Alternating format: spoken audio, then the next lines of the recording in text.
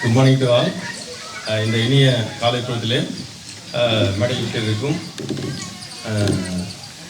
Doctor என் மற்றும் தலைவர் அக்பர் ஷரீப் உள்ளிட்ட தலைவர் அவர்களுக்கும் இந்த நகர வாசிகள் பெரியவர்கள் அனைவருக்கும் சுதந்திர தின நல்வாழ்த்துக்களை தெரிவித்துக் கொள்கிறேன். முதல்ல சாரி, கொஞ்சம் லேட்டாகி போச்சு.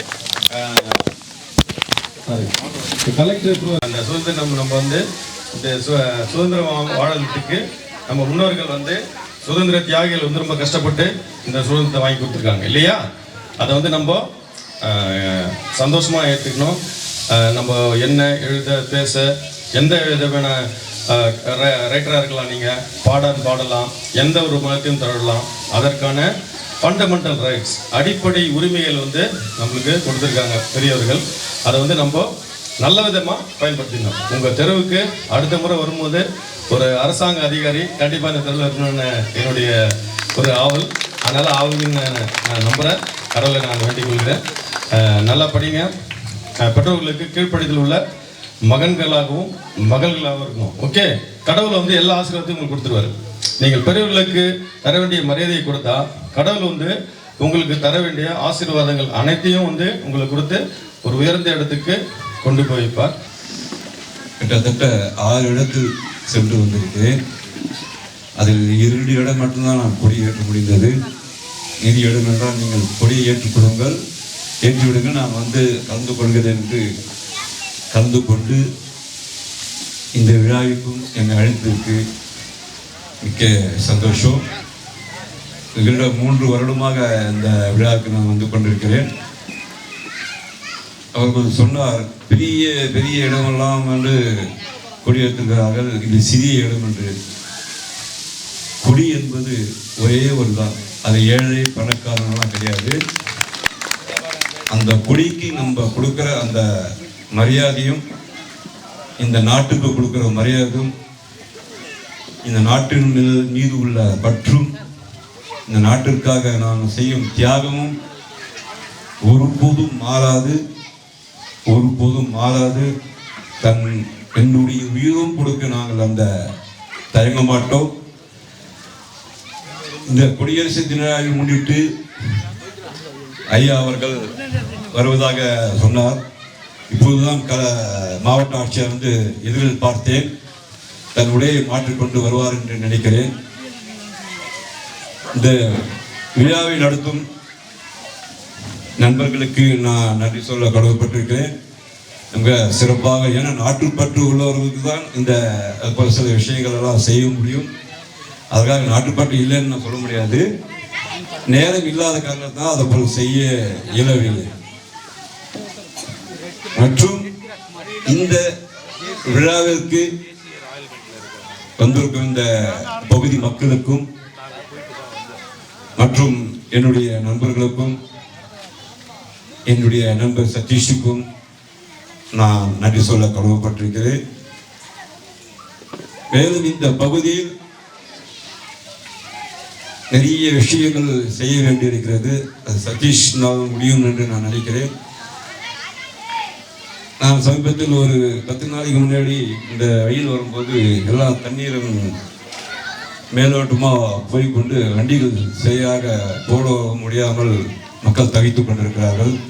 அப்போதே நான் நகராட்சியில் அந்த விஷயத்தை சொன்னேன்.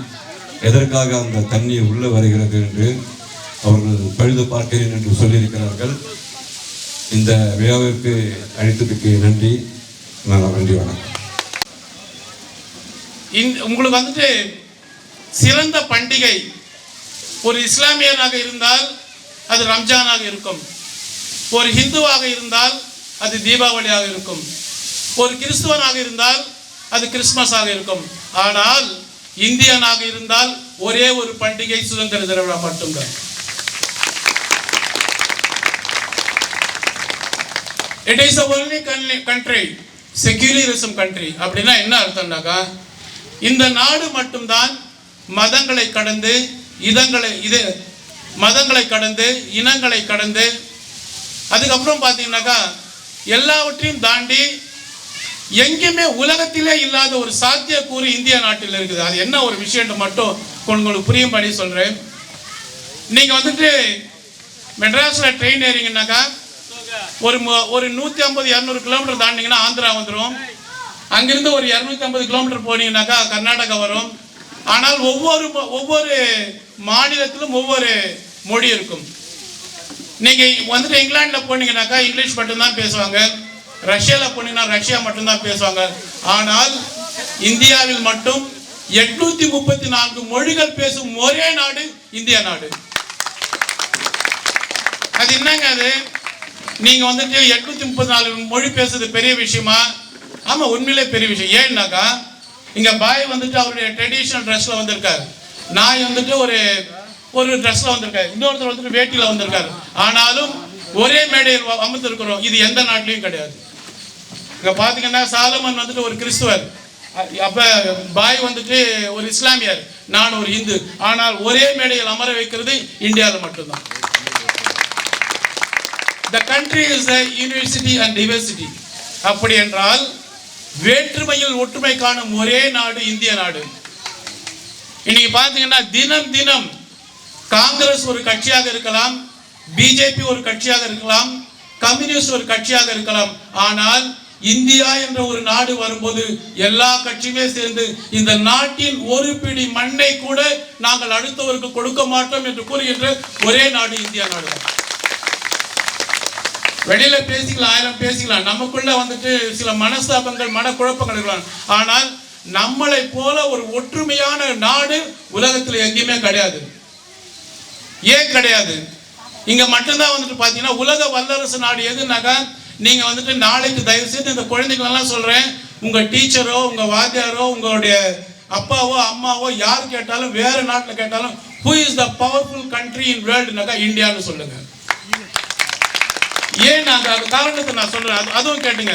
அவங்க கேட்பாங்க, நாங்கள் வந்து ராணுவ தளவாடத்தில் வந்துட்டு மிகப்பெரிய ஒரு இடத்துல வச்சிருக்கோம். நாங்கள் வந்துட்டு பார்த்தீங்கன்னா இங்கே வந்துட்டு ஒரு மாதத்துக்கு வந்துட்டு இந்தியாவில் வந்துட்டு ஒரு சாதாரண ஒரு என்ஜினியருக்கு வந்துட்டு 40,000 ரூபாய் அடிப்படை சம்பளம்னாக்கா, ரஷ்யா அமெரிக்காவில் பார்த்தீங்கன்னாக்கா 4 லட்சம் ரூபாய், ஜெர்மனில் பார்த்தீங்கன்னாக்கா 3 லட்சம் ரூபாய். ஆனால் இந்தியாவில் 30,000 ரூபாய் தான் கொடுக்குறாங்க. நீங்கள் எப்படி பவர்ஃபுல் கண்ட்ரி? உங்கள் நாட்டில் பார்த்தீங்கன்னா காவாவில் தண்ணி போயிட்டு இருக்கு, எங்கள் நாட்டில் பார்த்தீங்கன்னா காவா தண்ணியே குடிக்கலாம். நீங்கள் எப்படி பவர்ஃபுல் கண்ட்ரி? உங்கள் நாட்டில் இன்னும் சாப்பாட்டுக்கு பிரச்சனை இருக்குது, எங்கள் நாட்டில் வந்து 3 வேளைக்கும் சாப்பாடு கொடுத்து நாங்கள் விலங்கு கொடுக்குறோம். நீங்கள் எப்படி பவர்ஃபுல் கண்ட்ரி அப்படின்னு கேட்கலாம். ஆனால் அவர்களுக்கெல்லாம் நீங்கள் கூற வேண்டிய ஒரே ஒரு பதில் என்னன்னு சொன்னாக்கா, நீங்கள் மனித நேயத்தை விட்டு வாழ்கிறீர்கள், நாங்கள் மனித நேயத்தோடு வாழ்ந்து கொண்டிருக்கிறோம். ஒரு இங்கிலாந்துல ஒரு அயல்நாட்டுல ஒரு புருஷன் ஒரு பொண்டாட்டி தான் இந்தியாவில். ஆனால் அப்படி கிடையாது. 2 குழந்தைங்க சண்டை போடுது. அப்போ அந்த அம்மா சொல்லுது, your children and my children fighting our children.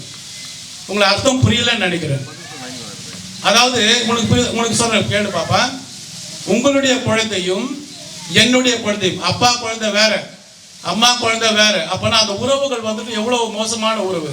இந்த 2 குழந்தைகளும் நம்ம குழந்தையோட சண்டை போடுது. அப்படின்னா அந்த ஒரு மனித நேயத்துக்கு மனித உறவுகள் இல்லாத இலக்கணத்தை வாழ்ந்து கொண்டிருப்பவர்கள் அயல் நாட்டுக்காரர்கள். ஆனால் இந்தியாவில் மட்டும்தான் ஒருவனுக்கு ஒருத்தி என்ற ஒரு கடைவையை பிடிச்சிட்டு உலகத்திற்கு ஒரு மனித நேயத்தை மனித உறவுகளை கற்றுக் கொடுப்பது இந்தியாவில் மட்டும்தான். அது மட்டும் இல்லாமல் the most powerful country of the world. Why? Because of the 47% of youngsters only living in India. உலகத்தில் 47% எங்கே இளைஞர்கள் இருக்கிற ஒரே நாடு உலகத்தில் இந்தியாவில் மட்டும்தான். உலகத்திலேயே 47% இருக்கிற ஒரே ஒரு நாடு, இளைஞர்கள் கொண்ட நாடு இந்தியா மட்டும்தான்.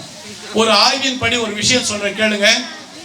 மாணவர்கள் 15 வயசுக்குள்ள இருக்கிற மாணவர்கள், சில்ட்ரன்ஸுக்குள்ள தான் சொல்றேன், 15 வயசுக்குள்ள சில்ட்ரன்ஸ்கெல்லாம் வந்துட்டு உலக ஆய்வின் படி யாருடைய மூளை ரொம்ப ஃபாஸ்டா இருக்கு, யாருடைய மூளை அப்சர்வேஷன் இழுத்துக்கொள்ளும் தன்மை, யாருடைய மூளை வந்துட்டு மற்ற இடத்துக்கு போகாமல் இருந்து பார்த்தீங்கன்னாக்கா இந்திய நாட்டினுடைய குழந்தைகளுடைய மூளை மட்டும்தான் ரொம்ப ஃபாஸ்டா, ரொம்ப அப்சர்வேஷனா, ரொம்ப இன்வால்மெண்டா இருக்கு.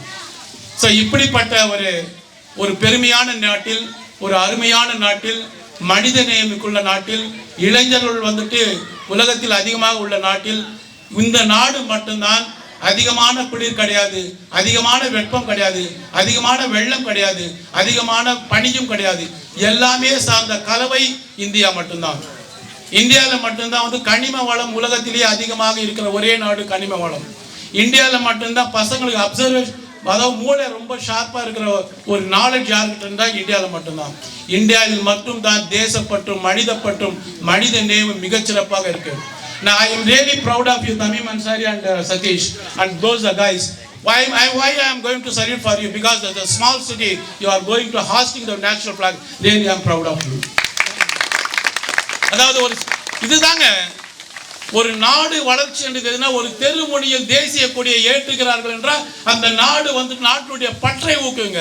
சாப்பாடு யாருன்னா போடலாம், துணி யாருன்னா கடலாம், ஆனால் தேசிய உணர்வை, தேசிய பற்றை ஒரு தெருமுனையில், ஒரு தெரு முனையில வந்துட்டு, அதுவும் பாருங்க அக்பர் ஷெரீஃபும் சாலமன் ராஜும் நானும் 3 மதத்தை சேர்ந்த மூவரும் சேர்ந்து இந்த மூவர்ண கொடியை ஏற்ற போகிறார் என்றால் இதை விட ஒரு உதாரணம் இந்த ஊருக்கு ஒரு எடுத்துக்காட்டு யாருமே கிடையாது. இந்த பகுதி தயவு செய்து இந்த பகுதியில் உள்ள குழந்தைகளுடைய அறிவு திறனை கண்டுபிடிங்கள். இந்த பகுதியில் உள்ள குழந்தைகளுடைய விளையாட்டு திறனை கண்டுபிடிங்கள். இந்த பகுதியில் உள்ள குழந்தைகளுடைய ஏழ்மையை கண்டுபிடித்து பகுத்தறிவை பாலூட்டி நாட்டினுடைய தேசபக்தியை தாயூட்டி எல்லாம் அல்ல இறைவனை வேண்டிக் கொண்டு 79வது சுதந்திர தினமாக மிகவும் சீரும் சிறப்புமாக கொண்டாடி கொண்டிருக்கும் மேடையில் அமைந்திருக்கும் அத்தனை நல்லுள்ளங்களுக்கும் என்னுடைய பாராட்டுகளும் வாழ்த்துக்களும் நன்றி கூறி இடம் சார்கிறேன். நன்றி, வணக்கம். ஜெய் ஹிந்த்.